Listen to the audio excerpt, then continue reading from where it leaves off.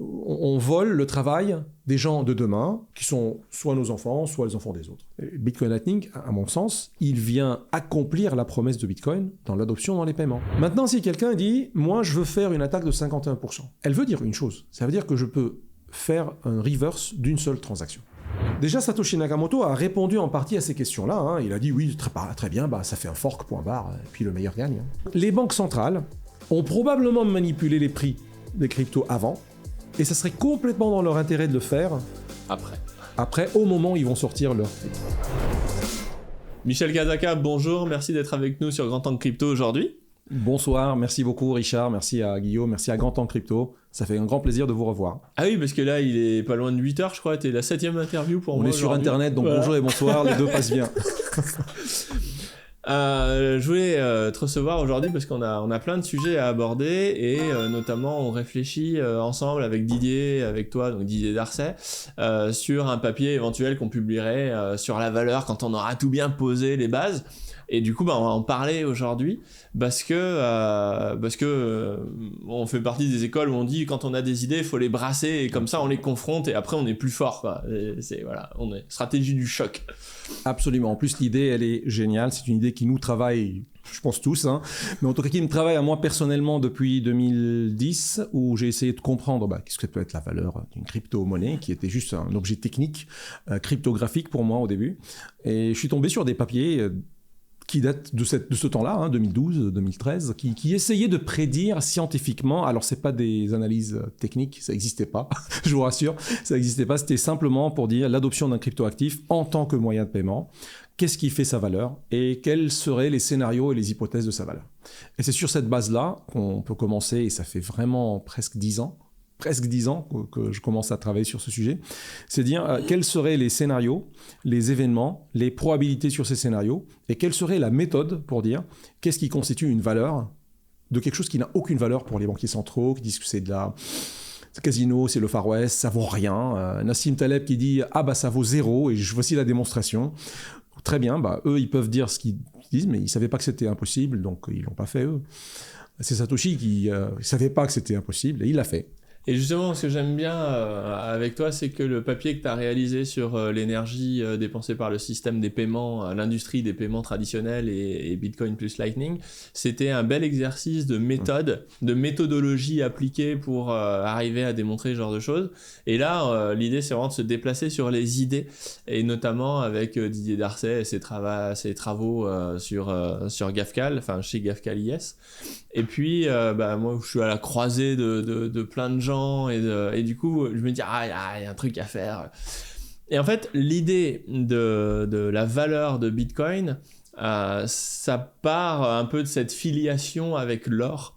C'est-à-dire que l'or, je pense à Pierre Noisa qui disait, Bitcoin, c'est de l'énergie. Et en fait, ça m'a toujours choqué, ça, parce que il manque une brique, parce que si on dit il faut, je sais pas moi, 10 MWh pour extraire un lingot d'or, admettons.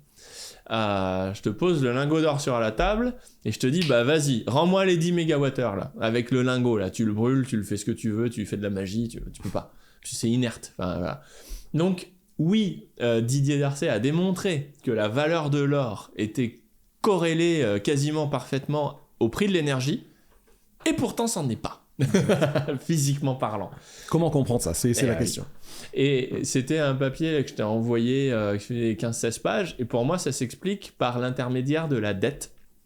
C'est-à-dire que si tu possèdes 10% de la richesse mondiale au XVe siècle avec de l'or, et quelque part, l'humanité te reconnaît une dette qui est à valoir pour les temps à venir, où tu te pointes en l'an 2000, avec tes lingots d'or, et ça équivaut à 10% de la richesse du monde en 2020.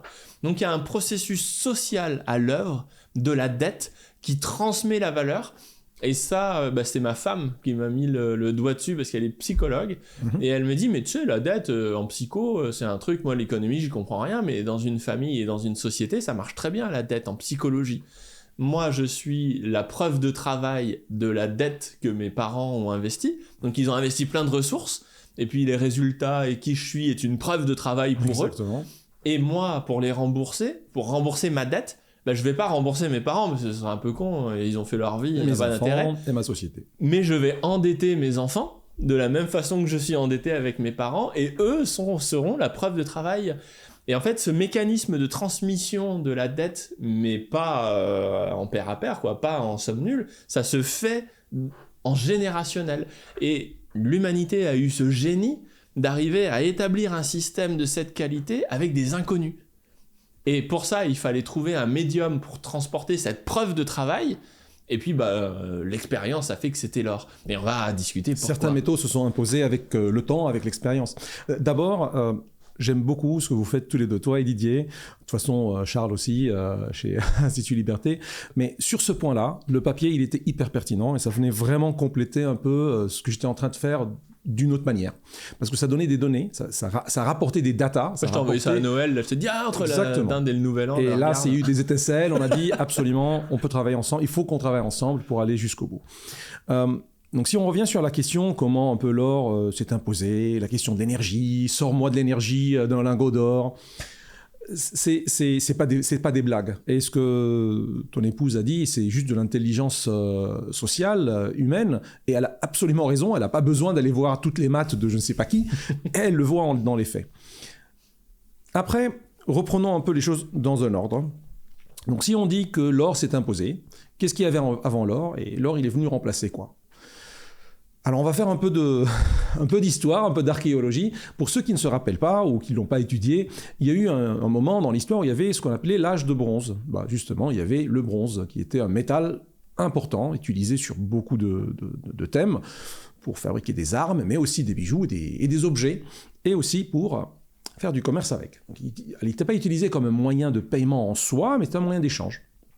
Et puis, il y a eu ce qu'on appelle l'apocalypse de l'âge de bronze, ou le collapse, ou l'effondrement de l'âge de bronze. On ne comprend pas ce qui s'est passé, mais à une année très précise, validée par tous les historiens, vers 1200 ans avant Jésus-Christ. Voilà. Pardon pour le rappel historique comme ça, mais c'est une belle histoire, hein. Il faut qu'on se rappelle ça. Il y a eu un effondrement complet de cet âge de bronze. Ça veut dire que toutes les villes, toutes les civilisations qui existaient dans ce monde-là, ont été effondrées, rasées.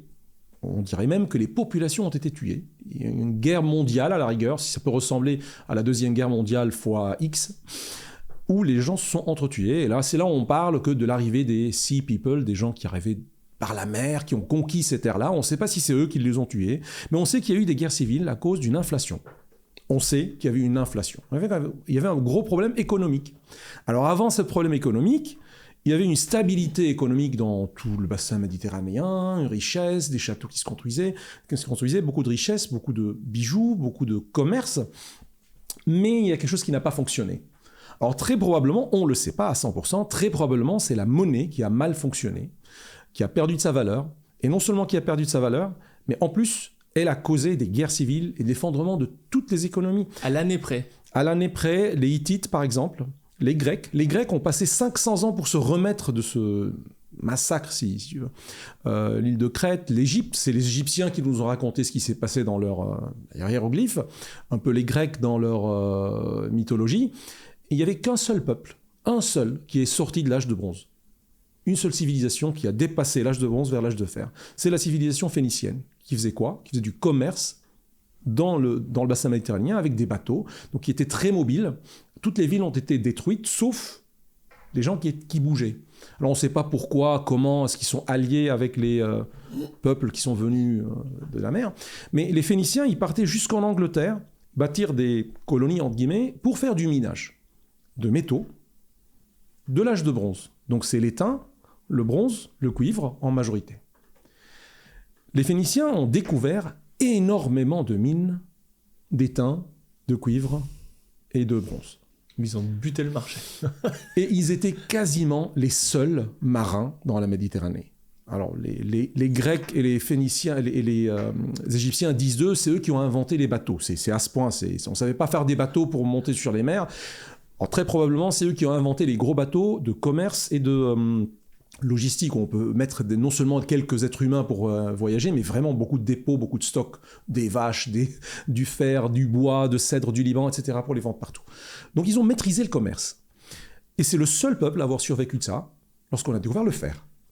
Donc en gros, alors probablement, là je ne cherche pas à faire des théories, mais je dis que c'est probable, et on voit ce qu'on peut apprendre de cette expérience, qu'il y a eu une inflation à cause d'une machine à imprimer des billets, d'étain, de cuivre et d'étain, cuivre, qu'est-ce que j'ai dit d'autre? Donc étain, cuivre et bronze, pardon, et qui ont un peu inondé les marchés. Alors, les Phéniciens n'avaient pas de monnaie, c'est-à-dire que le peuple phénicien n'a pas inventé la première monnaie, pièce de monnaie. C'était en Lydie, en Turquie, où c'est le premier alliage or-argent qui a servi comme pièce de monnaie estampillée par un roi. Et la ville de Tyr aussi, bizarrement, voilà, chez les Phéniciens, c'est la première pièce de monnaie des shekels, sur laquelle il y avait des écritures ou la figure du roi simplement. Mais les Phéniciens avaient inventé aussi l'alphabet. Elle ne servait qu'à une seule chose au début, la comptabilité. La compta, ouais. Donc, si tu veux, ils ont presque inventé un équivalent d'une blockchain ou d'un registre comptable. De l'autre côté, quelque chose qui a de la valeur, qui peut servir comme moyen d'échange. Et à un moment, ça a créé une stabilité énorme, jusqu'à ce que la machine s'est emballée. On a pu extraire de la terre énormément de ces quantités probablement, ce qui a fait effondrer le prix des biens. Les gens n'ont plus travaillé, les gens n'ont plus peut-être produit, ou peut-être il y a eu d'autres cataclysmes, hein. Mais en tout cas, il y a eu une inflation qui a mené à l'effondrement de ce système monétaire, et c'est là où l'or est venu. C'est justement à cette époque-là où l'or est apparu. Alors l'or n'est pas apparu comme une monnaie. L'or, il est apparu comme d'abord un bijou, un objet rare, un objet beau. De toute façon, sur le sol, on pouvait le trouver jaune, tout de suite on le voyait différent des autres. Il connaissait les perles, il connaissait tout, mais il ne connaissait pas un métal aussi beau que l'or.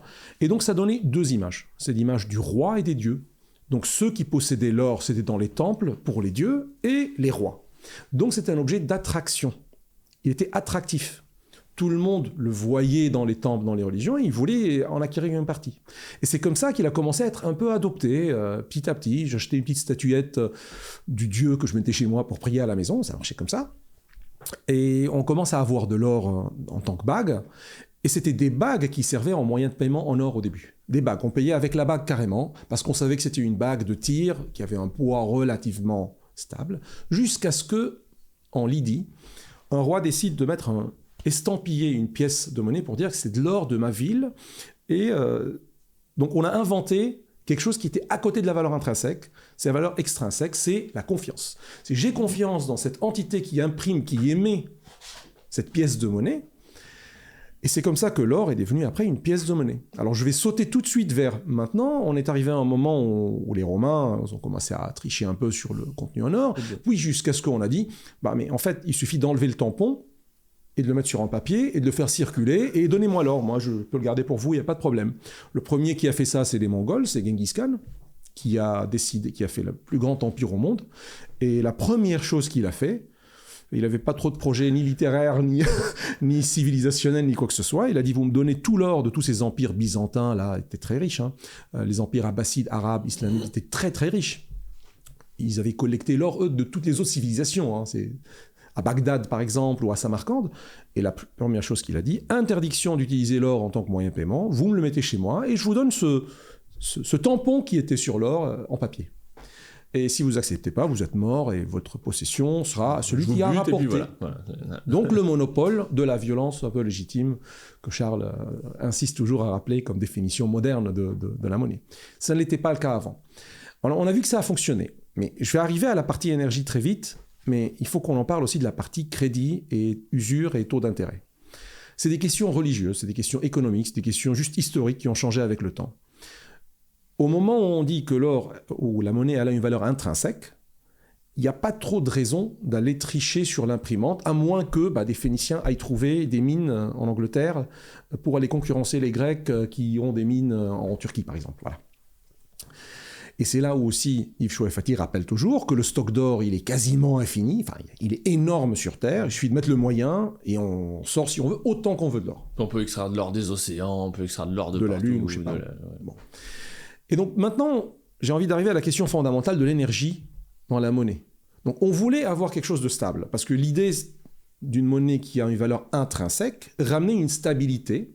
La preuve, pendant 2000 ans presque, il y a eu un âge de bronze hyper expansionniste qui s'est développé avec beaucoup de paix, avec vraiment une stabilité incroyable, jusqu'à ce que ça s'est effondré comme ça, à cause de découvertes de mines probablement supplémentaires. Et donc, une bonne définition de la monnaie, elle nous est venue de Aristote. Aristote, je rappelle, c'est un peu le troisième dans la liste des 3 grands philosophes grecs. Désolé encore, hein, mais il a eu raison. Et il a contredit ses professeurs avant. Il a dit, la monnaie, c'est la mesure du travail. Alors son chef, son N+1, Platon, il avait dit, non, c'est juste une convention sociale. Prenez les Sumériens, parce qu'eux, ils regardaient comment la monnaie tournait. Chez les Babyloniens, c'est les Égyptiens, sur une pierre d'argile, j'écrivais que Richard possède 12 vaches et 30 moutons et cette maison. Et puis, j'écris qu'il a transféré ça à Michel, c'est fini. Il l'a vendu. Il a fait un prêt collatéralisé par 30 vaches et 20 moutons. Justement, il y avait un taux d'intérêt de 20% d'ailleurs à l'époque sur ce genre de prêt. Ça existait, les prêts bancaires avant les banques. Ouais. Collatéralisés. Donc eux, c'était une blockchain. Il n'y avait pas de monnaie. Il y avait un swap qui était fait, barter, échange quoi, sans monnaie, et le registre suffisait. Donc ça, c'est selon Platon. C'est ça la monnaie. La confiance. Oui, convention sociale sans valeur intrinsèque. Il n'y a pas besoin d'un objet qui a de la valeur pour faire l'échange. Voilà, je l'ai écrit et personne ne peut tricher. Sauf que bon, l'écriture, c'est de la cryptographie à l'époque. Avec le temps, ça s'est trop démocratisé. Donc, oui, on peut tricher. On peut tricher. On peut écrire ce qu'on veut aussi sur. Donc, ça n'a pas servi. Ce système n'est pas resté stable. Et c'est là où Aristote il a dit non, moi je considère que la monnaie c'est une mesure du travail. Maintenant, je vais faire encore un saut dans le temps. Le travail dans la science physique, elle est très bien définie. C'est une différence d'énergie. On met une énergie en entrée, moins d'énergie en sortie. Le delta, c'est le travail qu'un système fait, que ce soit un système gigantesque comme l'économie ou une petite voiture ou juste un objet. Et c'est ce qu'on appelle une énergie. Et Joule, il a découvert une très belle découverte. Il a dit que l'énergie est une constante universelle, c'est une quantité invariable. Ça s'appelle ça la loi de conservation de l'énergie, scientifiquement. On ne peut jamais détruire l'énergie, on ne peut jamais la créer. On ne fait que la véhiculer. Et donc c'est pour ça qu'on dit on ne manque pas d'énergie sur Terre, on manque un peu d'intelligence juste pour vraiment aller l'utiliser correctement ou la retrouver. Donc il n'y a pas de crise énergétique à part des crises de sociétés qui ne savent pas gérer l'énergie. Donc si on revient à cette définition d'Aristote, si on l'applique à cette constante, on dit que la monnaie c'est une mesure du travail, mais quel travail ? Le travail peut être inutile, il peut être utile. Oui, mais l'énergie elle s'en fout. C'est-à-dire que faire un trou et boucher le trou, l'une des deux peut être utile. Je ne sais pas laquelle. Ou parfois aucune d'ailleurs. Ça dépend où on fait le trou. Mais on s'en fout, on a dépensé de l'énergie. C'est-à-dire tu as dépensé de l'énergie. Et donc comment tu mesures cette énergie ? Tu donnes en général un salaire où tu payes la personne, normalement, si tu veux la mesurer, tu lui donnes un salaire pour son travail. Alors normalement, le salaire, il peut être proportionnel en moyenne sur toute l'économie au travail fourni. Quelle que soit son utilité d'ailleurs. Et donc, ce n'est pas une question de coût du travail, c'est une question du valeur du travail pour toi. Donc, si tu dis que boucher le trou, ça vaut rien, tu lui payes rien, même s'il a dépensé un peu d'énergie. Si tu dis que faire le trou, c'est ça qui a de la valeur, et là, tu lui payes plus. Donc, tu as donné une valeur qui est différente du coût. On en parlait tout à l'heure. Il y a certains qui confondent que la valeur d'un bitcoin, c'est... Peut-être elle est liée à son coût de minage. C'est faux. Voilà, on est d'accord. C'est faux et archi faux. Et pareil pour l'or d'ailleurs, pareil pour tous les autres. Alors pour l'or, c'est différent, ça vient mettre un plancher. C'est-à-dire que quand la valeur de l'or tombe en dessous de son prix de production, au moment ça s'arrête. On le produit plus. Voilà, c'est ça. Mais c'est pareil avec Bitcoin. Bah non, parce que quand Bitcoin il tombe en dessous de son prix de production, et ben le prix de production baisse. Le prix de production baisse parce que les gens arrêtent leur outil de minage. Si c'est pas rentable pour eux, ils vont éteindre leur machine. Bah oui, et du coup la difficulté s'ajuste à la baisse et le coût de minage baisse. Donc c'est pour ça que c'est. Mais bon. Mais c'est très proche de l'or parce que sur l'or pareil, si ça coûte plus. Non. Bah tu arrêtes de le miner. Oui, si ça coûte mais trop si cher j'arrête de le miner, ça change son prix il va aussi. Pas remonter de la terre.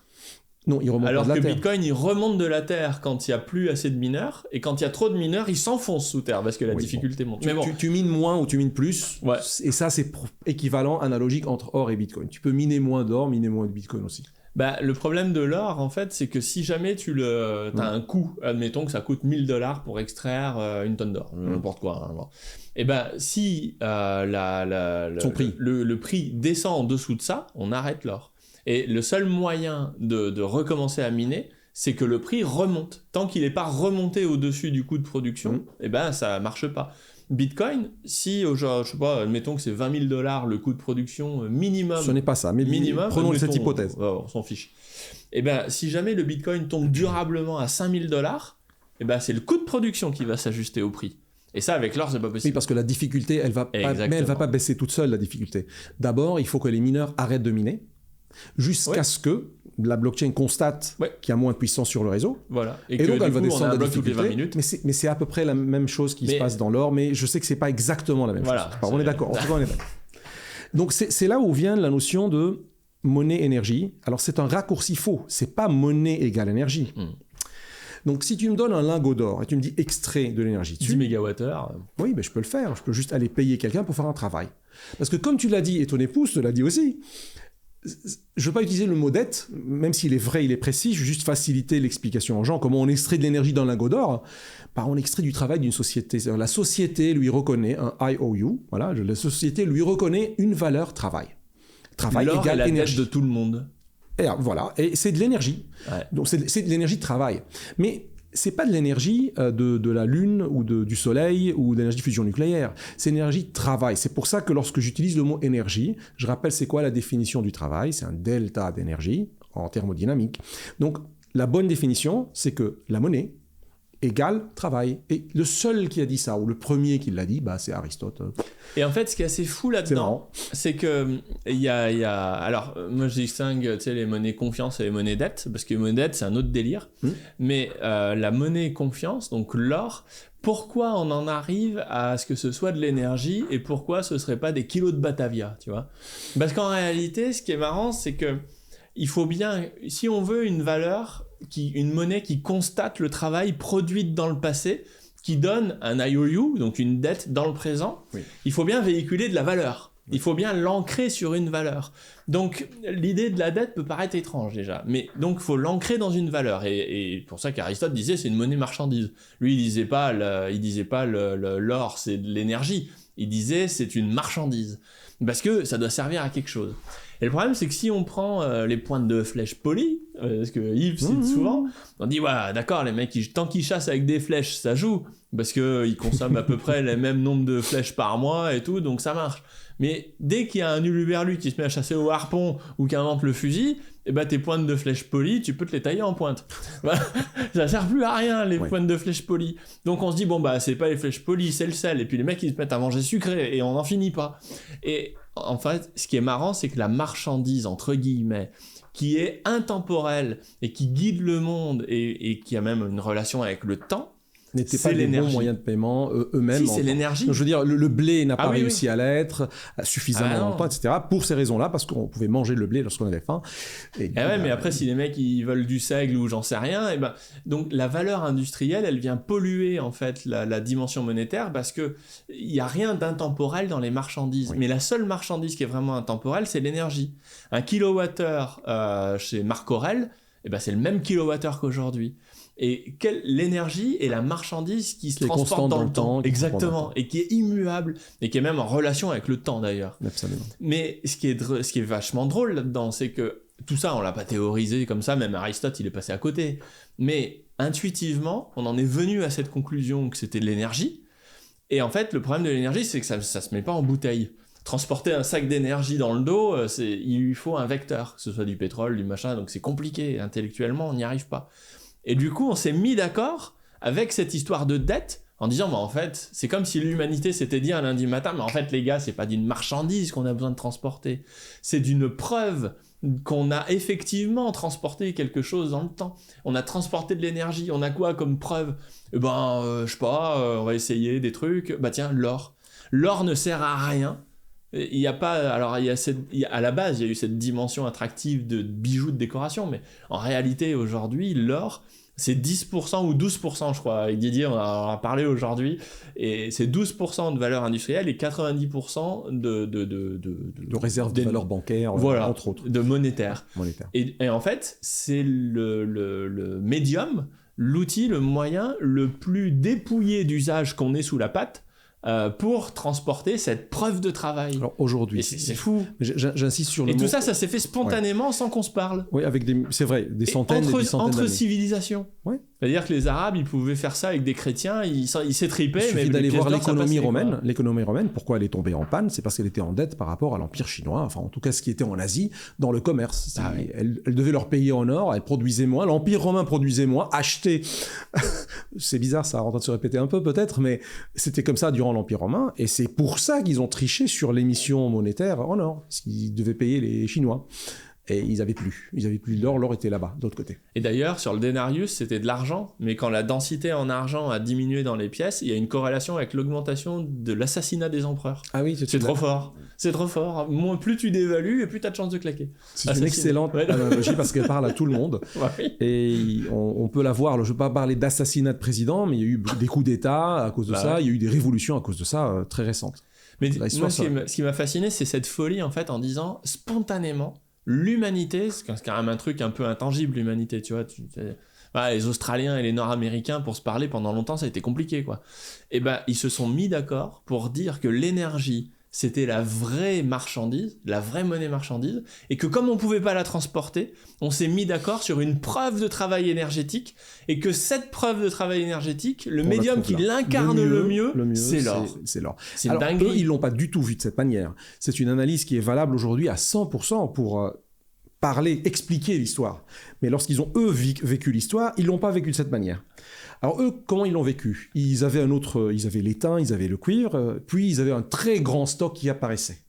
Donc du coup, ça faisait une inflation, effondrement de la valeur de la monnaie, révolution, massacre, guerre mondiale. Et ça, c'est le côté darwinien de la sélection. Je rappelle que les Hittites, c'est une civilisation gigantesque qui n'existe plus. Il suffit d'aller voir en Turquie aujourd'hui leur ville. Ils sont arrivés à un moment de faire des trous dans le sol, faire des villes cachées dans le sol qui peuvent détenir 50 000 habitants. Cherchez sur Internet les Hittites en Turquie, vous allez voir. Hittites, trou, Turquie, civilisation. Mais plein de civilisations ont juste disparu, y compris les Grecs, ils ont disparu. C'est juste les descendants des descendants des centaines d'années des Grecs qui ont réappris la civilisation, et c'est ce qu'ils ont dit, ils ont réappris un peu des Phéniciens qui, eux, venaient de l'âge de bronze. C'est les seuls à avoir passé l'âge de bronze. Donc, comment la monnaie fait transférer la valeur dans le temps? C'est un peu ça aussi la question. Il y a le fait que je la reconnais, tu reconnais, mes enfants la reconnaissent, c'est bien, c'est déjà une bonne transmission dans le temps. Mais qu'est-ce qui fait que c'est l'or qui a produit ce résultat-là? D'abord, il y a une partie réserve de valeur. C'est ce que aussi Yves Chouafati insiste à dire que c'est la seule promesse de Bitcoin. Et bon, je ne suis pas à 100% d'accord, donc c'est pour ça que je le taquine aussi. J'ai fait un bon débat avec lui récemment, entre nous aussi, donc avant d'aller au Salvador. Et c'était justement sur ce point-là. Donc, il est vrai que le fait qu'il y ait une réserve de valeur dans quelque chose, ça veut dire quoi? Ça veut dire que c'est de l'or, c'est beau, le roi l'utilise, donc il y a une demande. Les dieux l'utilisent, enfin les dieux, dans le temple, dans les statuettes, là, il les colorie en or, c'est beau. Et c'est rare. Ça crée une attractivité de la chose. L'attractivité est un premier élément d'adoption. Ça, on ne peut pas le nier. Tu vas pas prendre du bois pourri ou des champignons pourris qui disent c'est beau, je vais les utiliser. Non. Déjà, il faut une attractivité. Ensuite, il faut quelque chose qui dure dans le temps. Voilà, il n'y a pas mieux. Quelque chose qui dure dans le temps, qui ne se détériore pas, qui ne s'oxydifie pas, qui dure chimiquement dans le temps. Pratique, il est excellent. Alors, comparé au blé, le blé dure dans le temps. On a trouvé dans des tombeaux égyptiens des sacs de blé, on les a plantés, au moins 30% par exemple de mémoire, ont repoussé. C'est-à-dire le blé transporte de l'énergie dans le temps. Encore une fois, c'est un raccourcissement énergie, c'est du travail. Par contre, c'est peu dense. C'est-à-dire qu'il faut énormément de blé, c'est pas une image pour la peine. C'est juste que dans le temps, la capacité de ce blé à se reproduire, à repousser en fait, il y a eu des problèmes avec le temps. Quoi. C'est trop vieille, elle est trop vieille. S'il y a des rats, s'il y a des machins, ton blé il y passe. Ça c'est un autre sujet, c'est vrai. Après, dans les religions, dans l'histoire des religions, par exemple chez les Arabes, notamment au début de l'islam, je rappelle que les dates étaient utilisées comme monnaie. On payait avec des dates. Les fruits, là. Les fruits. Et qu'on peut, parce que le date, tu peux le laisser, tu peux le sécher un peu, tu peux le manger 2 ans après, 3 ans. Enfin, je sais pas. En tout cas, paraît-il, ça a duré dans le temps. Moi, j'ai pas essayé. Et un des problèmes qu'ils ont eu, c'est-à-dire qu'ils ont eu... alors, je vais parler un peu religion, mais c'est pas grave, c'est de l'histoire de la religion. Le prophète Mohammed, il avait dit aux... Le prophète qui? Mohammed, il avait dit aux musulmans, alors bon, moi je suis chrétien, mais bon, j'adore les histoires des religions, il leur a dit que quelqu'un est venu avec un panier de dattes excellentes, de très très bonne qualité. Et il a goûté, il a dit « Waouh, c'est très bon ». La personne qui lui a donné ça lui a dit « oui, parce qu'en fait, j'en avais 2 paniers de dattes pourries que j'ai échangés avec un panier d'excellente qualité. Voilà, ça doit être le même prix ». Et là, il a été un peu insulté ou il a été accusé de faire un blasphème parce que c'était de la monnaie et elle était censée être fongible. Ah. Il lui a dit ça c'est du riba, ça c'est de l'usure, ça c'est un taux d'intérêt de 100%, tu as donné un crédit, enfin en tout cas je suis pas là pour rentrer dans ce débat là, mais eux ils avaient ce problème de dire c'est quoi la fongibilité d'une monnaie, marchandise, date ou blé. Et cette histoire a fait date. A fait date. Voilà.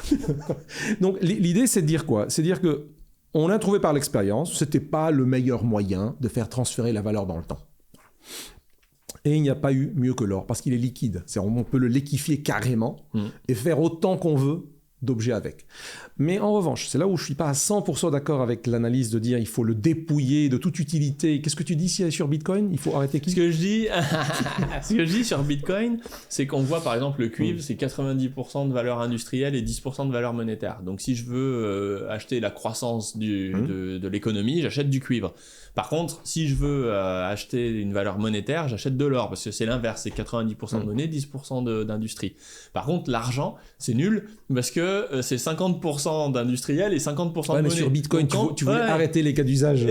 Et du coup, je dis l'argent, arrêtez de m'embêter avec l'argent, parce qu'en fait, en termes de gestion de portefeuille, c'est pas ouf, parce que c'est hybride, quoi. Voilà, on sait pas ce que c'est. Voilà. Et sur Bitcoin, je dis, si on veut faire une valeur monétaire, il faut dépouiller le médium qu'on utilise de toute utilité industrielle. Donc on arrive à retirer encore les 10% de l'or, donc il ne faut surtout pas, pour moi ce serait une ânerie d'aller mettre des smart contracts ou de l'USDC, des stablecoins, des monnaies dettes sur Bitcoin, parce que ça viendrait lui donner une utilité en soi, donc ce serait une catastrophe. Et du coup je dis, heureusement pour l'instant on ne le fait pas, mais il y en a un quand même qui le fait, et il doit être dénoncé pour ça. C'est Woolit avec Gilles Cadignan, parce qu'il a réussi... Je l'encourage, je suis contre l'avis de Richard sur ce point. Il a réussi à trouver une utilité à Bitcoin. Il y en a beaucoup. Hein. Non, mais en tant qu'horloge, il l'utilise comme une horloge, donc c'est pas une valeur monétaire. Il l'utilise pas comme un instrument monétaire, c'est un blasphème. Mon avis... Il l'utilise comme un outil technique pour horodater des documents, ce qui est très intelligent et super bien vu. Mais au final, ça veut dire que quelque part, ça vient salir ton image de l'argent, enfin de la monnaie propre. En fait, ça veut dire dépouiller d'usage industriel. Blague à part, si jamais Woolit connaît une croissance, une hyper croissance exponentielle, et que 30% de l'usage de Bitcoin c'est Woolit, au final, on aura dégradé la valeur monétaire de Bitcoin pour un usage industriel. Ça sera un joli problème à résoudre si on arrive à ça. Et il transformerait l'or en cuivre. L'alchimie. Non, mon avis, il est différent. Là, je diffère avec toi. Là, ton argument, il est bien construit, il n'y a pas de sujet, mais mon avis, il est très différent de ça. Pourquoi? Moi, je pense que l'or n'aurait jamais été adopté comme moyen de paiement, jamais, même s'il était liquide, même s'il durait dans le temps, s'il n'était pas attractif. Donc la première chose, c'est son cas d'usage en tant que bijou. Et ça, c'était pas juste l'amorçage. C'était pas genre, ouais, les Phéniciens, les Égyptiens, les Babyloniens ont commencé les premières 100 ans à l'utiliser comme bijou, puis après ils ont dit, waouh, c'est une excellente idée, c'est une monnaie. Bon allez, on arrête les bijoux là, c'est marginal, et on l'utilise comme monnaie mondiale. Non, jamais. Ça a toujours été, de façon très forte, un objet, alors je ne veux pas dire industriel, un objet attractif, qui était utilisé non seulement pour les paiements, non seulement comme moyen de paiement. Les bijoux, c'est de l'industrie. Hein. C'est l'industrie du bijou. Je pense que si chacun de vous pose la question à ses grands-parents, c'est quoi son histoire avec l'or, il y a beaucoup qui vont parler de bijoux aussi. Alors, il y a des lingots, il y a des pièces, bien sûr, mais bijoux jusqu'à maintenant. Donc jusqu'à même au XXe siècle, c'était encore et puis même en général, les nanas, elles aiment bien. Une bague en or, ça passe toujours bien. Enfin, je veux dire, c'est une valeur un peu... Alors c'est bien que ça reste relativement marginal par rapport à son usage. Pourquoi ? C'est là où c'est intéressant. Tu as raison sur l'argument, mais il ne faut surtout pas aller à zéro le reste. Parce que si tu ramènes le reste à zéro, tu perds l'attractivité. Et tu vas perdre la circulation. Je vais arriver à ce point. On peut sauver Gilles quand même. Il faut absolument sauver Gilles. Et il faut surtout bâtir des cas d'usage sur Bitcoin et sur les autres blockchains à la rigueur. Bon, blague à part, il n'y a que Bitcoin qui est une vraie crypto-monnaie. Les autres, c'est des blockchains. Et c'est bien, et c'est même très très bien. Ouais, je dirais que c'est des monnaies dettes, mais on y reviendra après. Voilà, c'est autre chose. C'est des promesses. C'est autre chose, voilà, c'est autre chose. C'est la seule qui est une vraie monnaie qui peut servir, qui peut réussir, qui a plus de chances de réussir, mieux que l'or, et ça on en parlera, c'est Bitcoin. Parce qu'il est plus liquide est plus transférable que l'or lui-même. Voilà. Donc, du coup, et en plus, l'or, il n'est pas assez rare, il est rare, mais on est presque en train d'arriver à une époque comme la fin de l'âge de bronze, où on trouve autant de mines d'or, presque autant qu'on veut, on met un peu d'énergie, on peut les extraire. Donc, la masse monétaire or, elle est relativement encore infinie, relativement par rapport au stock actuel. Et puis le jour où on aura maîtrisé la fusion nucléaire, l'or ne vaudra plus rien. Parce qu'on pourra produire de l'or avec du mercure pour que dalle, et du coup l'or... Par exemple. La fin de l'or est datée en fait, en tant que monnaie. Bon, j'ai pas la date, mais elle est faisable comme ça. C'est ça. On voit l'effondrement si on veut avec nos yeux. Alors que pour Bitcoin, pour le moment, il est encore très loin. Donc on peut encore bâtir quelque chose là-dessus. Maintenant, d'où vient la valeur? Donc il y a le coût d'un côté, le coût de miner l'or, le coût de miner du Bitcoin, il y a un coût, et il y a sa valeur. La valeur, elle ne vient pas du coût. Non. Par contre, jamais. Sans le coût, sans l'attractivité pour aller l'extraire et dépenser ce coût, on ne peut pas aller bâtir la suite. Donc c'est pour ça qu'il faut avoir un cas d'usage. Maintenant, la suite, elle vient de la circulation. Et c'est là ma thèse, et c'est là aussi où nos travaux sont très complémentaires, et il faut qu'on aille jusqu'au bout dans cette réflexion-là. C'est-à-dire, quel est le pourcentage de coût, quel est le pourcentage de valeur, et qu'est-ce qui crée la valeur? Alors par exemple, Yves, peut-être qu'il n'a pas encore fini lui aussi ses travaux sur le sujet, et c'est assez intéressant à suivre, c'est que c'est juste parce que c'est rare, c'est parce que c'est 21 millions, c'est fini, c'est QFD, il n'y a plus rien à faire. Là, je ne suis pas d'accord. Là, je dis que non, si ça ne circule pas, 21 millions, ça vaut zéro. Et Nassim Taleb aura raison. C'est la démo de Nassim Taleb. Nassim Taleb, il oublie la valeur circulation, il reste que sur la valeur coût, et un peu adoption en tant que réserve de valeur, et il démontre que ça vaut zéro au bout de la chaîne, parce que ça ne peut pas se transférer dans le temps. La seule chose qui fait transférer la valeur de l'or dans le temps, c'est le fait que ça circule de père en fils, de mère en fille, de pays à pays, de civilisation à civilisation, ça circule. Et ça, c'est pour ça que j'avais une question là-dessus. Je sais pas si on pourrait arriver à lier ça dans un modèle en disant, tu vois, en fait, les cycles de valeur de Bitcoin. Et tout le monde dit, ah, les halvings, c'est formidable. Alors, en 2012, oui, parce que quand on passe de 50 Bitcoin à 25, vu que la supply, en plus, elle est toute maigre, ouais, effectivement, je veux bien croire que ça a un impact. Mais aujourd'hui, les halvings, franchement, c'est asymptotique. Donc en fait, c'est de moins en moins important. Et du coup, je me dis, mais pour autant, l'écart ces est cycles, moins impactant, oui. Bah oui, ça devient la proportion, l'impact du halving diminue au fur et à mesure que vraiment.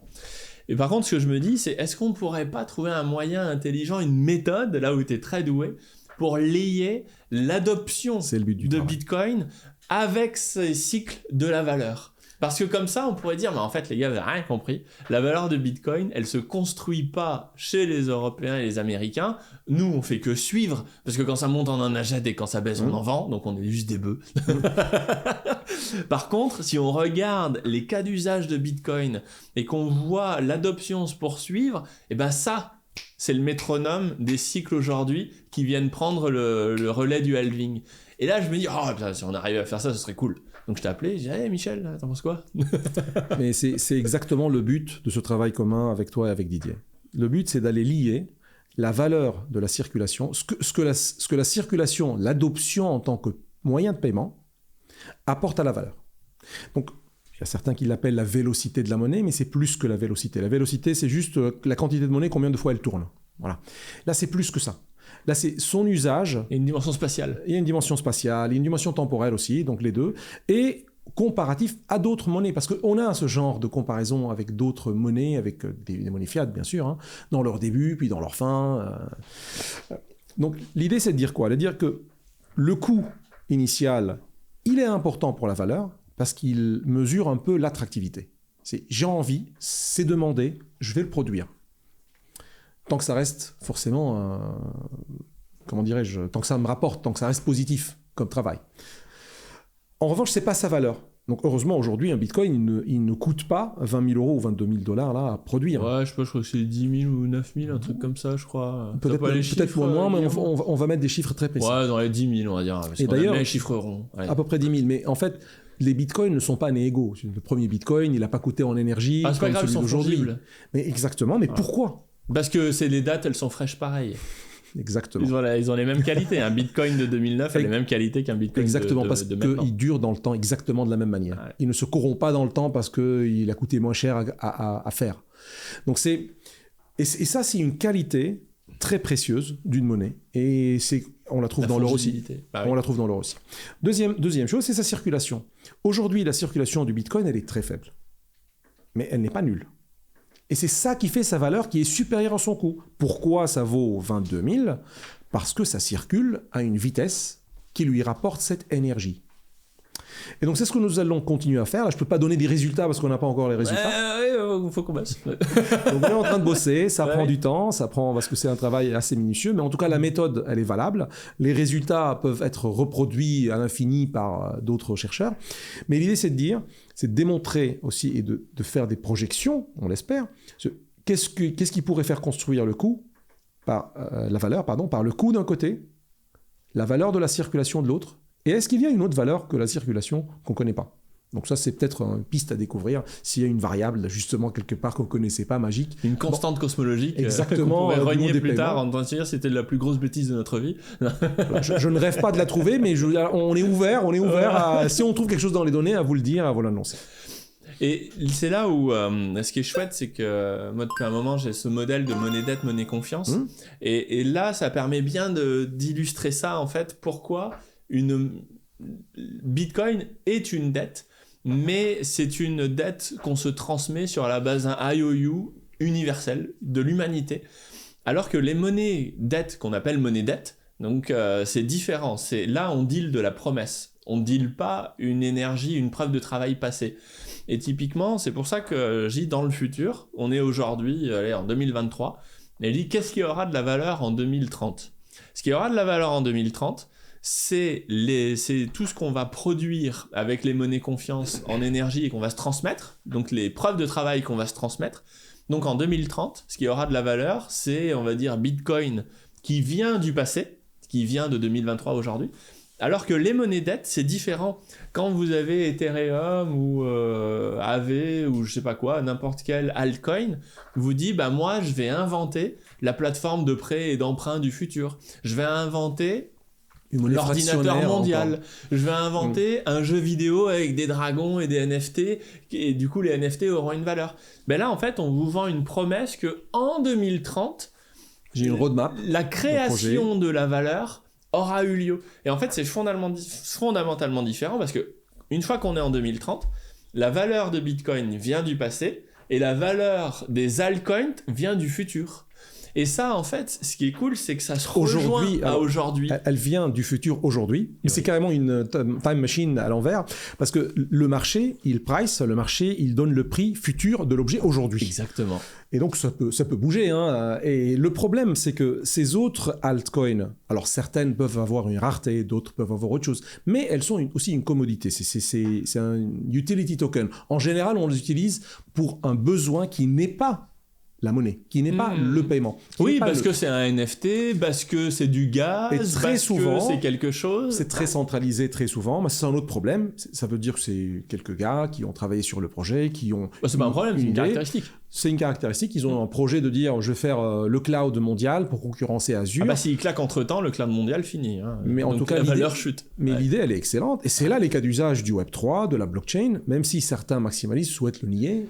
Et en fait, c'est marrant, c'est que les maximalistes, ils ont compris un truc, je pense, intuitivement, c'est que les monnaies confiance, elles ont tendance à se réduire avec le temps. Parce qu'au début, t'as plein de trucs, les pointes de flèche, les silex, le cuivre, c'est un peu le bazar. Et avec le temps vient trier, et quelque part, on a vu, comme on l'a dit, qu'il vient sélectionner le médium qui va le mieux incarner la preuve de travail énergétique. Donc le maxi se dit, la monnaie, c'est ça. La monnaie, c'est une preuve de travail qui vient du passé. Et il a raison. Et en même temps, quand on regarde le futur, la création de valeur dans le futur, eh bien, les altcoins, la valeur des altcoins, c'est l'invention du futur. On ne cherche pas à transmettre quelque chose qui vient du passé, parce que non, c'est la promesse. Transmettre quelque chose qui vient du passé, ça consiste à se dire comment je constate la valeur qui a été produite. Donc ça, on peut se dire, il y a une bonne réponse. Il y a une réponse qui convient à tout le monde, parce que le passé, on peut se mettre d'accord sur ce qui s'est passé. Alors que l'invention du futur, le risque, il est différent. Surtout qu'il est multiple. Et l'immuabilité, elle n'est pas garantie. Eh ben non. Comme le risque est multiple, il y a des Elon Musk qui nous promettent d'aller sur Mars, et puis il y en a d'autres qui nous promettent de devenir des robots, et puis il y en a d'autres qui nous promettent d'aller élever des chefs dans le Larzac. Rappelle-moi de parler de IA. Mais je veux dire, la promesse de l'avenir, elle est multiple. Donc c'est pas étonnant qu'il y ait une multitude d'altcoins, et c'est pas du tout étonnant que 99% de ces alts soient voués à claquer. Parce que le futur, au fur et à mesure qu'il advient, il sélectionne et il s'élargit. Donc on a bien un modèle qui réunit Bitcoin et les altcoins pour expliquer justement le chemin de la valeur. Ils ont des chemins très différents, ils ont des usages très différents. C'est pour ça que la seule monnaie parmi eux qui sort du lot, c'est uniquement Bitcoin. Il y a des... monnaie confiance, après il y a des monnaies promesses. Il y a d'autres crypto-monnaies qui ressemblent à Bitcoin, qui ont des promesses très proches. Et qui ont vraiment des valeurs proches, mais ils n'ont pas la masse critique aujourd'hui, ni la vélocité, ni... Donc, tu penses à quoi ? Je ne veux pas les nommer, mais il y a des projets qui ont divergé de Bitcoin pour avoir un Bitcoin plus anonyme, par exemple. Je ne veux pas les nommer. Hein. Oui, d'accord, ok. Monero, Zcash, il y en a beaucoup. Ce n'est pas le but de les nommer. C'est des projets très, très valeureux. Certaines sont uniquement qu'ils ne veulent pas que les mineurs deviennent industriels avec des ASIC, donc ils font du minage que sur PC pour que ça reste le plus distribué. Mais en soi, c'est pas ça la promesse. Moi, je veux une monnaie qui tient la route, qui est adoptée, qui est attractive, que les gens utilisent et qui reste secure. Donc, et d'ailleurs, il faut qu'on dise que c'est transférer la promesse, la preuve de travail du passé dans le temps, ça veut dire qu'on a une valeur relative. Quand j'ai l'équivalent de 1% du PIB mondial en or, en fait, ce que je veux, c'est pas que ce soit exactement la même valeur dans le futur, parce qu'on sait bien qu'avec un lingot d'or au 15e siècle, on achète quand même vachement moins de trucs rigolos qu'avec un kilo d'or aujourd'hui. Alors, on a parlé de ça avant. C'est un excellent exemple. La stabilité des prix grâce à l'or. Elle est forcément relative. Normalement, le stock d'or dans le temps, il était relativement bien distribué parce qu'on n'avait pas des sauts quantiques dans l'extraction de l'or de la planète Terre. C'est ça, il y a à peu près 3% par an, globalement. Alors, on avait des mines, lorsqu'elles commencent à s'éteindre, on passait du temps à trouver d'autres, puis on en trouvait d'autres. Donc, ça faisait peut-être un peu de sinusoïde, mais elle était relativement bien distribuée dans le temps. Et ça a fait une stabilité des prix incroyable dans le temps, en général au monde. Ça veut dire qu'une vache, ou des poules, ou bien un terrain, sa valeur aujourd'hui, c'est une once d'or. Et on dit que sous les Romains, c'était une once d'or aussi. Même avant les Romains, ça valait exactement ce même tarif. Parce qu'il n'y a pas de gain de productivité sur la vache. Elle a toujours 4 pattes, elle fait toujours... c'est difficile à expliquer. Parce que pour ceux qui veulent réfléchir au sujet, c'est difficile à expliquer au début, mais après, on comprend. Regardez comment. Il y a plus de vaches aujourd'hui peut-être qu'avant. Donc on comprend mais il y a plus d'êtres humains. Il y a plus d'êtres humains aussi. Voilà. Donc en gros, l'économie humaine, c'est encore une fois, c'est la mesure du travail. S'il y avait 1 million d'humains, ou bien 1 milliard d'humains, donc c'est juste un gâteau, mais le gâteau il est en train de grandir. Et donc la proportion de comment on mesure le travail, ces gens-là ont fait 30% de travail, ils ont 30% de la richesse. Voilà, ça c'est pour une grosse caricature, hein, c'est juste une caricature, mais c'est très proche de la réalité. C'est-à-dire que l'or, son prix, l'or, sa valeur, elle vient mesurer ce travail. C'est une part. Et le fait de posséder autant d'or veut dire que j'ai fait autant de travail par rapport au travail des autres aujourd'hui. Et là, lorsqu'on parle de dette, c'est là où on commence à faire travailler le futur. Et c'est là où on commence un peu aussi à corrompre une chose dans l'écosystème. Je vais donner un exemple. Lorsqu'on dit qu'une monnaie, elle a une valeur intrinsèque, si je te donne un lingot d'or et que tu dois me rendre avec un taux d'intérêt de 20% dans 5 ans, ça existait des temps des Babyloniens. Ce n'était pas des lingots d'or, c'était autant de... moutons, etc. Et il fallait les rendre autant de sacs de blé pour planter, et tu dois rendre plus de 20% l'année prochaine à la saison. Donc le taux d'intérêt existait. Sauf que toi, tu n'imprimais pas toi-même du blé. Toi, tu travaillais, tu faisais grandir le gâteau, et en grandissant le gâteau, tu avais un peu plus en quantité, mais pas en proportion, et tu remboursais ta dette. Donc tu ne volais pas, entre guillemets, l'argent des autres pour payer. Tu travaillais pour payer et pour grandir le gâteau. Donc il y avait une croissance pour payer la dette. Mais lorsqu'on a commencé à dire, il y a la monnaie dette, la monnaie fractionnaire, la monnaie qui s'invente elle-même. Alors je ne dis pas que c'est bien ou mal en soi, je ne veux pas rentrer dans des valeurs de jugement. Je dis simplement que je constate que ça marche moins bien. Alors pour les économistes et pour les banquiers centraux, ça s'appelle la politique monétaire. Moi, j'ai envie de jouer avec la liquidité du marché, parce que si je trouve que le marché, il n'est pas très bien, je dois lui donner du Red Bull, je dois lui donner un peu de liquide pour qu'il tourne avec. Mais moi, je ne suis pas économiste, donc je ne veux pas rentrer dans ces débats-là. Je dis simplement que lorsqu'on avait des monnaies qui ne permettaient pas ça, qui ne permettaient pas d'avoir une imprimante pour imprimer et d'émettre autant qu'on veut sans valeur intrinsèque, ont triché sur la valeur travail future. C'est-à-dire qu'on volait le travail des gens dans l'avenir. Tout à fait. Alors ça semble être de la science-fiction, mais c'est ça. Bah non, mais quand on dit imprimer des billets, c'est un impôt sur la dette, c'est un impôt sur les générations futures. Heureusement, les gens commencent à le comprendre un peu mieux. Mais si imagine que mon père, heureusement, il n'était pas endetté, mais imagine que mon père était endetté et moi je suis en train de rembourser sa dette. C'est à peu près ça. Donc c'est au lieu de transférer de la valeur pour l'avenir, on vole la valeur à l'avenir et on dit à l'avenir, bah, tu nous paies aujourd'hui. Et tu te démerdes, toi, pour travailler pour plus tard. Donc, c'est là où certaines religions, au début, ont interdit l'usure. Parce qu'elles pensaient que c'était du mal, c'était interdit, c'était ce qu'on veut. Et puis après, par facilité, chaque génération, partout dans le monde, a trouvé pratique de tricher un peu et de voler l'argent de l'avenir. Alors, je ne dis pas que c'est bien du mal, je dis que ça fonctionne comme ça. Il faut juste le savoir qu'on vole le travail des gens de demain, qui sont soit nos enfants, soit les enfants des autres. C'est là où on rentre un peu dans, je ne vais pas appeler ça l'esclavagisme moderne, mais c'est ça, c'est quelque part ça. C'est des liens, on lie l'avenir à nous aujourd'hui, et nous en profite aujourd'hui. Et ceux qui parlent de dette technique en informatique, ceux qui parlent de dette environnementale, c'est des notions proches. Il y a de la similitude dans tout ça.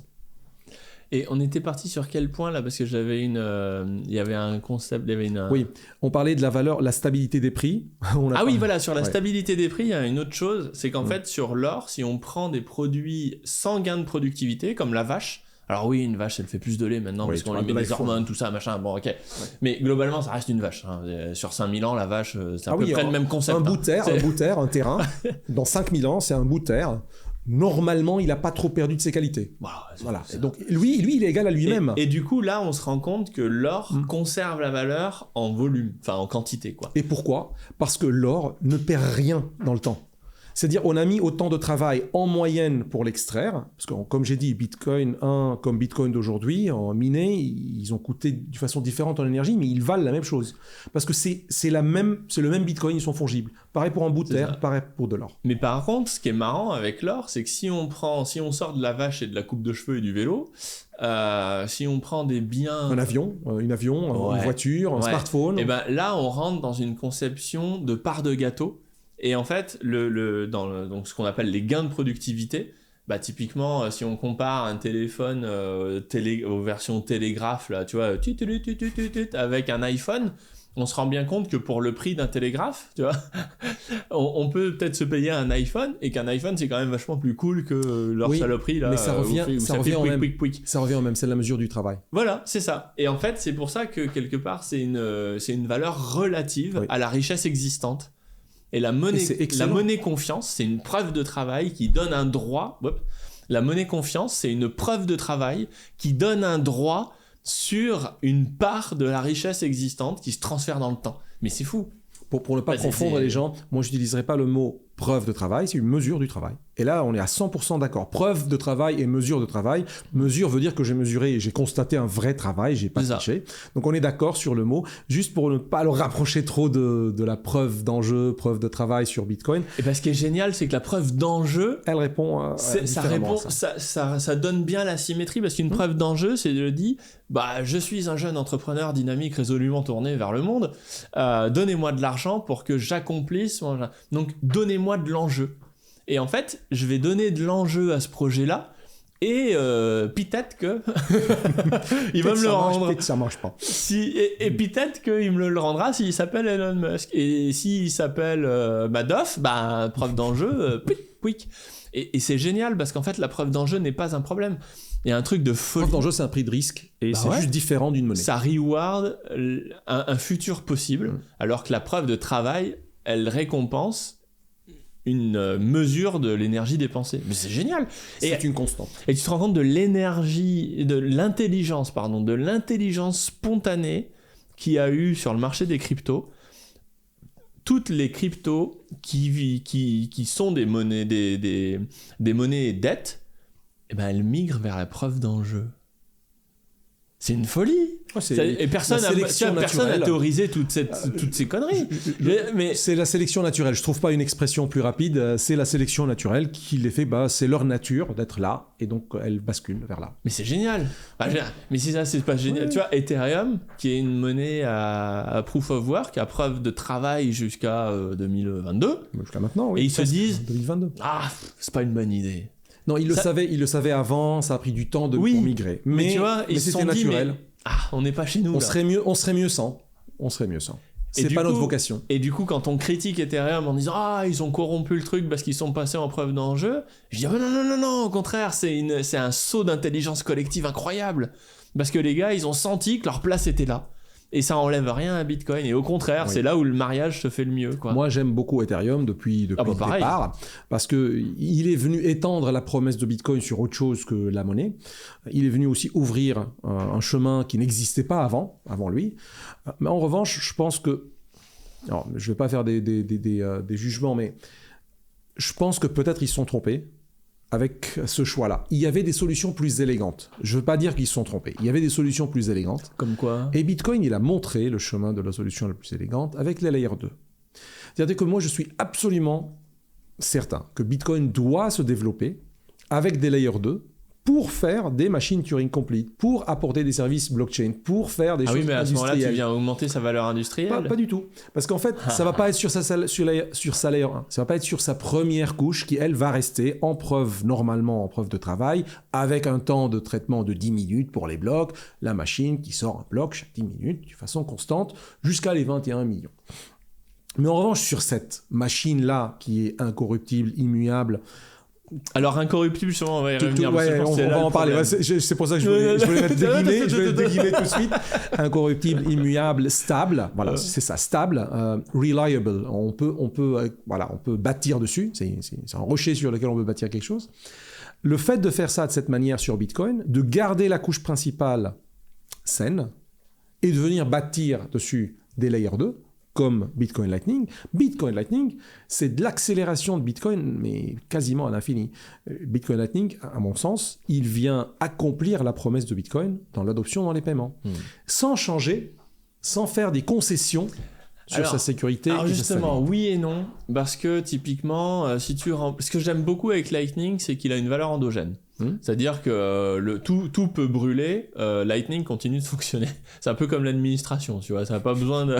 ça peut fonctionner tout seul, ce truc-là. Mais le problème, si on fait ça avec l'USD, avec des stablecoins dollars, tu dis, et les gars, ils ont trouvé un moyen génial d'ancrer des stablecoins de toutes sortes sur Bitcoin. Voilà, bon. Le législateur américain arrive dessus en disant mais c'est bien ça, c'est américain, Circle, Center, machin, tout ça, c'est chez nous. On vous oblige à être compliant au FAQ. Voilà. Et là, soit je déménage, soit je reste, et dans ce cas-là, je suis compliant. Maintenant, l'USDC, parce qu'ils ont mis la pression aux exchanges, machin et tout, ils disent nous, on va se mettre que sur des blocs OFAC compliant. Et du coup, tu vas entraîner un fork sur Bitcoin. Tu parles uniquement des stablecoins sur Bitcoin. Ouais, carrément. Mais du coup, tu vas entraîner à un moment un fork sur Bitcoin parce que les mecs qui sont venus se greffer dessus ont un pouvoir par rapport aux utilisateurs qui n'utilisent plus que ça et qui forcent la chaîne à... Donc, il y a un impact, en fait, de l'extérieur sur la... C'est peut-être pas le bon exemple, mais je comprends ce que tu veux dire. Parce que si tu bâtis sur la layer 2, donc déjà, tu as la layer 1 qui est immuable. Elle s'en fout de l'OFAC, elle s'en fout du FATCA, elle s'en fout de... Enfin, elle n'est pas consciente qu'ils existent. Et s'ils font quoi que ce soit, ça ne va pas les impacter en général. Donc la layer 1 de Bitcoin, elle est là, elle est immuable. Sur la layer 2, il y a Bitcoin Lightning. Et à côté de Bitcoin Lightning, il y a d'autres protocoles layer 2 sur lesquels on peut bâtir des smart contracts, sur lesquels on peut faire ce qu'on veut. Par exemple, un stablecoin dollar. Oui, dans ce cas-là, l'entreprise, qu'elle soit open source ou commerciale aux États-Unis, qui fait ce projet... Voilà, c'est un projet qui peut échouer comme il peut réussir. Et lui, il doit se conformer. Alors, je rappelle que moi, je travaille dans la conformité des exchanges crypto comme je travaille dans la conformité des banques. Donc oui, c'est mon métier d'aller les auditer, de trouver s'il y a des... Ça, elle est pas belle, cette transaction. Des soucis ou pas. En tout cas, ils doivent se conformer à des règles de lutte contre le blanchiment, du KYC. Mais là, je veux pas fâcher les gens qui nous écoutent. C'est des obligations. Légales. légales, il faut les faire, point. Sinon, il faut quitter la planète Terre ou aller quelque part ou devenir... changer de pays. Voilà. Devenir un objet numérique cryptographique qui tourne tout seul. C'est la vie, c'est comme ça. Donc, une fois que tu vas venir bâtir des choses réglementairement atteignables sur Bitcoin, bah, tu te conformes, point. Et ça va pas venir forquer Bitcoin couche une, jamais. Ça va faire soit échouer ton projet, soit faire réussir ton projet. D'ailleurs... Mais une fois que tu prends des projets qui ont réussi et qui sont gros et que tu les forces... Tu prends USDC, enfin, il y en a plein des stablecoins qui sont sous l'autorité américaine et qui sont relativement conformes. Je sais pas, je les ai pas audités, c'est pas mes clients, parce que j'allais dire c'est avant d'FTX et ça aurait donné un très mauvais résultat quelques mois plus tard. Donc voilà, c'est des entités connues, reconnues, on peut attraper les développeurs, les mettre en prison si on veut, le fondateur, etc. Et ils doivent se conformer. Mais ça va jamais venir corrompre Bitcoin. Le jour où le régulateur... Ouais. En revanche, tu viens de publier une vidéo qui parlait de scénario qui peut faire mal au projet de Bitcoin. Le scénario, il est théoriquement menable. C'est-à-dire, si j'ai envie de mener cette attaque, je peux essayer. La question, c'est ça va me coûter combien ? Et ça va me rapporter combien ? Donc encore une fois, n'oubliez pas, ça me coûte combien ? Parce que tu as bien dit que ça ne coûte pas beaucoup pour un ça grand coûte de État. La réglementation. Oh, tu as même fait des estimations dans la vidéo, quelques milliards. Ouais, de 5 à 40 milliards. 4 milliards, 12 milliards, voilà. Ce qui reste négligeable. Ce qui est rien du tout par rapport à... Parce que sachant que ça rapporte. Ça, voilà. Surtout si j'ai l'imprimante, enfin, si je suis la Fed ou si je suis une entité hyper riche et j'ai un vrai projet qui me gêne avec Bitcoin et je veux vraiment l'arrêter ou mettre ma main dessus, pour plein de raisons. Donc oui, tu peux dire que le coût, il est atteignable. Mais il y a deux choses.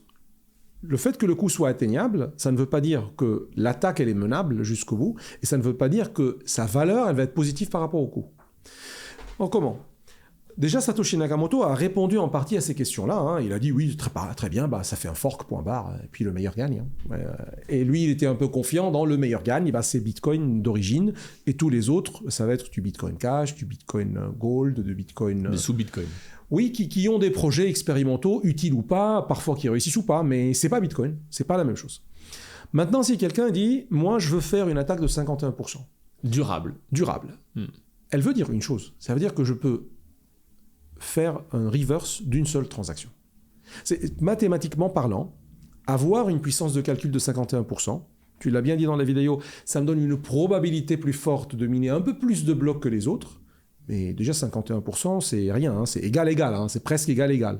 C'est peut-être en 1000 ans, il y aura quelques transactions vraiment de plus. Ouais, mais non, parce qu'il y avait un bout justement qu'on n'a pas eu le temps d'ajouter. C'est pas la plus longue chaîne qui gagne, c'est la chaîne qui a le plus de preuves de travail. Donc plus le temps passe et plus ce 51% fait que, tu vois, c'est comme tirer. Plus le temps passe et plus j'enterre la concurrence avec 1%. Mais quoi. tu n'as pas calculé la durée. Il y a une faction de. Tu n'as pas calculé la durée. Quelques semaines ou quelques jours, parce que tu as un bloc toutes les 10 minutes. Non, c'est beaucoup plus que ça. Ah, t'as fait les calculs ? Non, c'est pas fait les calculs, c'est juste mathématiquement parlant, c'est pas une question de juste quelques blocs, parce que en probabilité, le fait que tu aies 51% de pouvoir de calcul, tu vas pas à chaque bloc être un peu plus long que l'autre. Tu vas dans le temps, au bout de 100 ans peut-être. Oh non, pas 100 ans, mais en plus... Il faut faire les calculs. De toute façon, tu passes à 60% et t'enterres le truc. Pour moi, c'est beaucoup plus que ça. Ça 60%, c'est pas assez. C'est ça ce que je veux dire, oui. C'est qu'il faut faire les calculs. Ouais. Alors voilà, j'ai pas eu le temps de les faire, mais... Peut-être toi non plus, mais il faut vraiment faire ce calcul-là. Et à mon avis, à mon estimation, c'est beaucoup plus que des semaines, c'est des années, des très longues années. Ça peut être même des centaines d'années. Hein. Il faut vraiment faire les calculs, encore une fois, où tu peux avoir la chaîne la plus longue qui va vraiment dans le temps être adoptée et faire le fork, parce que ça va finir par faire un fork. Donc le fork, il n'est pas instantané. 1. 2. La quantité d'énergie qu'il faut que tu mettes, avec un risque que tu réussisses ou que tu ne réussisses pas. Donc c'est un argent que tu es prêt à perdre. C'est ton coût. Ouais. Mais en revanche, une fois que tu as gagné, le but du papier de Satoshi Nakamoto était un seul. C'est démontrer que cet attaquant sera un agent bénéfique sur le réseau. Il gagnera de l'argent, il ne va pas vendre ses bitcoins, il ne va pas venir casser le réseau, sinon il va perdre la valeur de ce qu'il a gagné. Je suis d'accord. Donc il aura fait une plus-value de son coût de 12 milliards à... Si tu prends le market cap 20, de 30, la 40, moitié de Bitcoin, c'est quoi le market cap de la moitié de Bitcoin ? 400 milliards à peu près, donc ça fait 200 milliards. Voilà, c'est des centaines de milliards, pour ne pas dire des 1000 milliards. Donc centaines de milliards, 500 milliards. Donc la personne va dire, bah du coup, je vais garder le réseau. Ah ouais. Ça veut dire que je ne vais pas vraiment me conformer à l'OFAC. Je ne vais pas vraiment nuire au projet. Bah, ça nuit pas au projet d'exclure les Nord-Coréens et les terroristes. C'est là où il y a un risque. C'est là où tu as raison qu'il y a un risque. Nord-Coréens. C'est là où je suis d'accord avec toi. Mais le coût va être énorme et le temps va être beaucoup plus que tu penses l'avoir imaginé dans la vidéo. C'est mon avis personnel. Hein. Ah, faut que je revoie les calculs. Parce qu'il y avait notamment Ricardo Pérez, je crois, je me souviens plus de son prénom, désolé, qui expliquait que ça pouvait aller assez vite, je crois.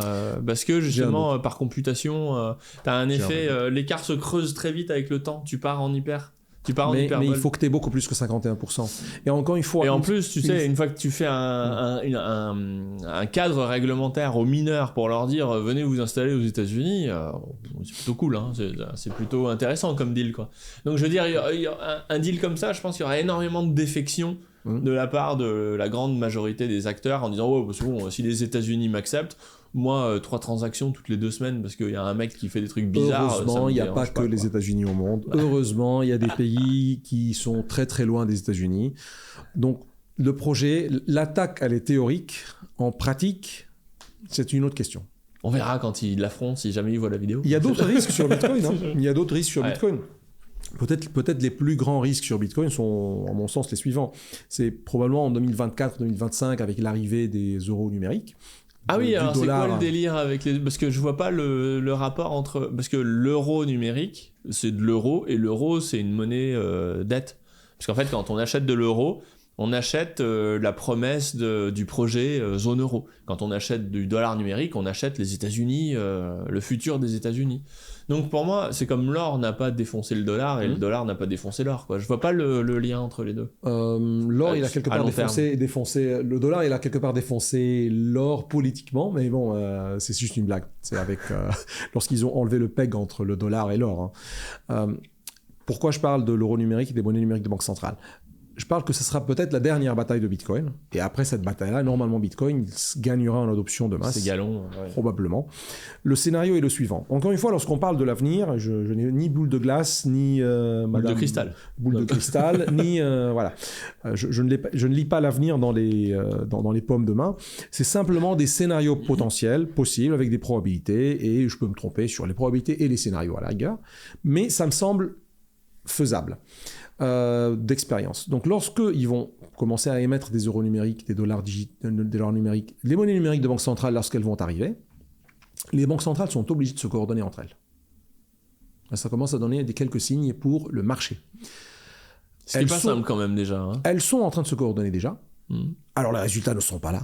Je ne sais pas que je vous rassure ou je ne vous rassure pas. Ça étonne personne que c'est difficile de les faire coordonner. Mais il y a déjà des entités interbanques centrales comme la BRI, comme des fournisseurs, des prestataires de services de paiement, PSP, comme SWIFT par exemple, comme Visa. Voilà. Donc il y a déjà une coopération interbancaire et interbanque centrale pour un jour amener un euro digital, un dollar digital. Sauf qu'il ne sert à rien s'il vient seul, s'il n'est pas convertible avec l'autre dollar digital ou le yen digital ou je ne sais pas, ou le pound digital.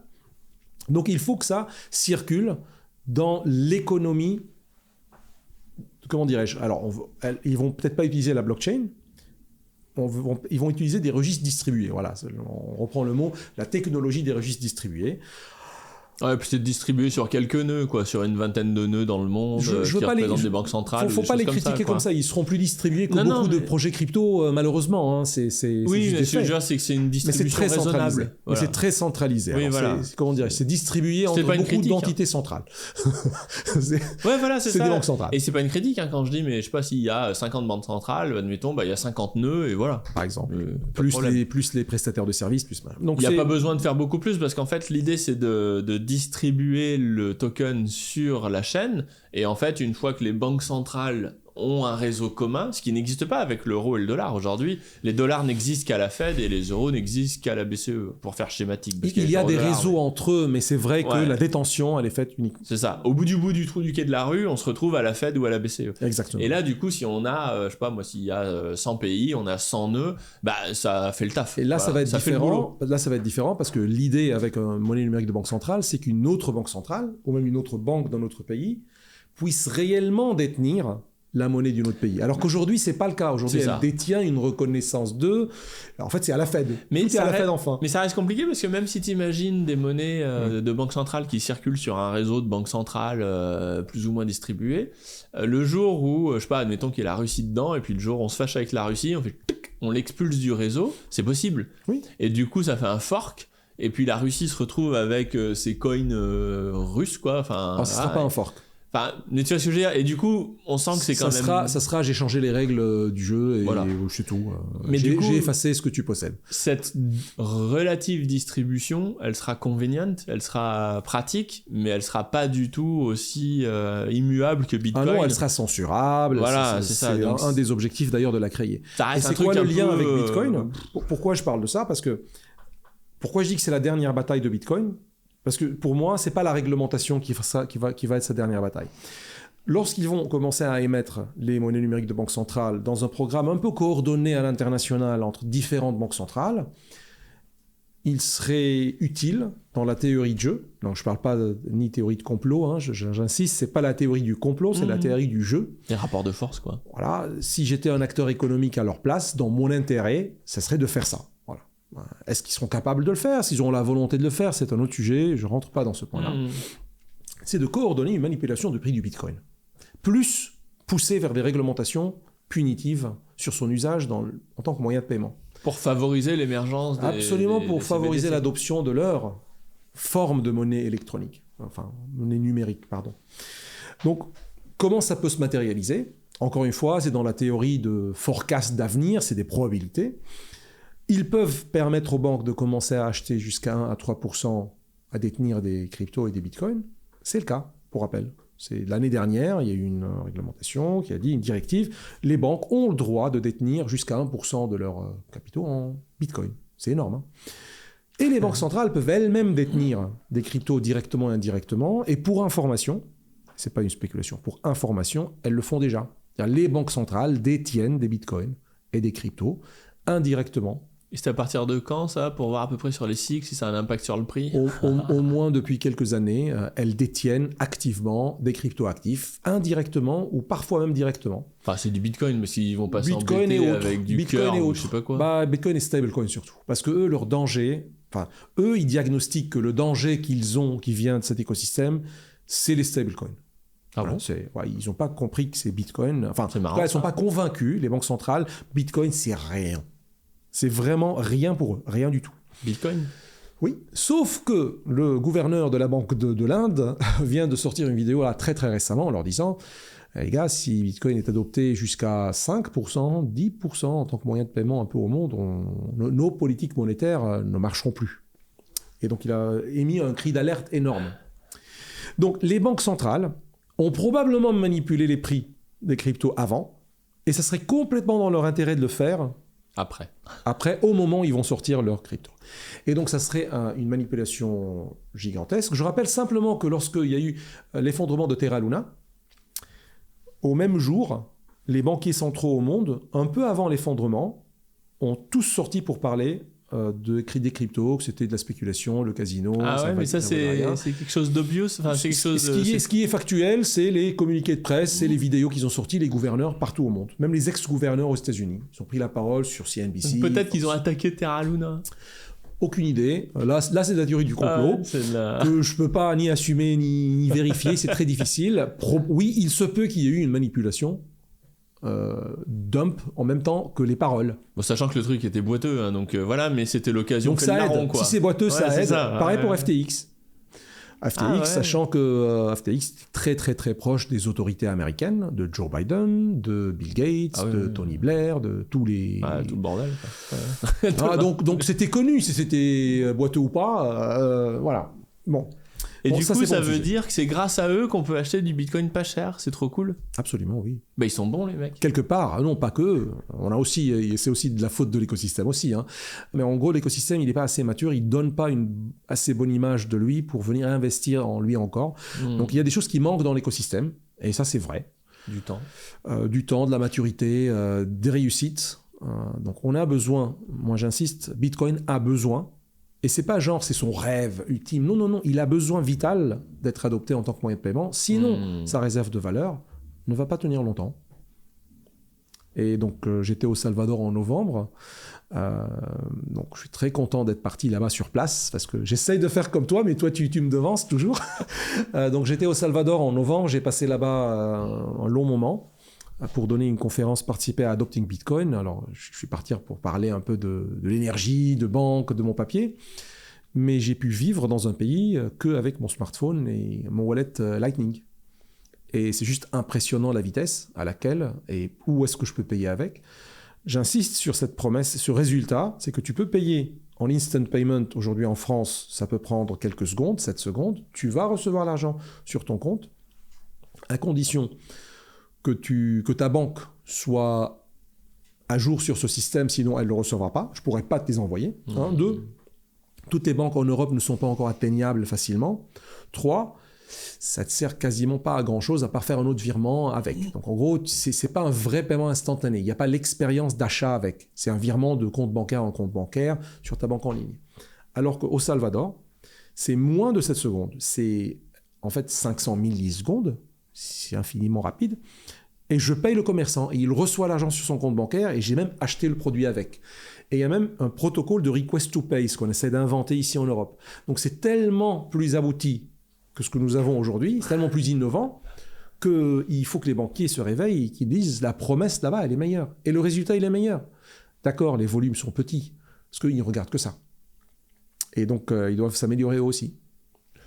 Eh ben super Michel, hein. C'est vraiment... de toute façon, et maintenant il faut qu'on retourne bosser sur notre papier. Ah oui, là on a encore beaucoup de boulot. Mais ce serait vraiment chouette d'arriver à poser une pierre théorique, baquée, modélisée, qui permette vraiment de dire, bon bah voilà, l'efficience de Bitcoin sur les systèmes de paiement traditionnels, c'est fait, voilà, c'est là. Si vous voulez, je vous le reparlerai. Oui, ça on peut bâtir là-dessus. Et boum, ensuite... la valeur, tac, le modèle, il est là, c'est carré. Tiens, si vous voulez, hop, je peux vous l'envoyer aussi. Parce que ça permet vraiment de construire, en fait, l'adoption et le sérieux, en fait, du truc. Donc, je suis content, c'est cool. Avec grand plaisir. Merci encore. Merci à toi.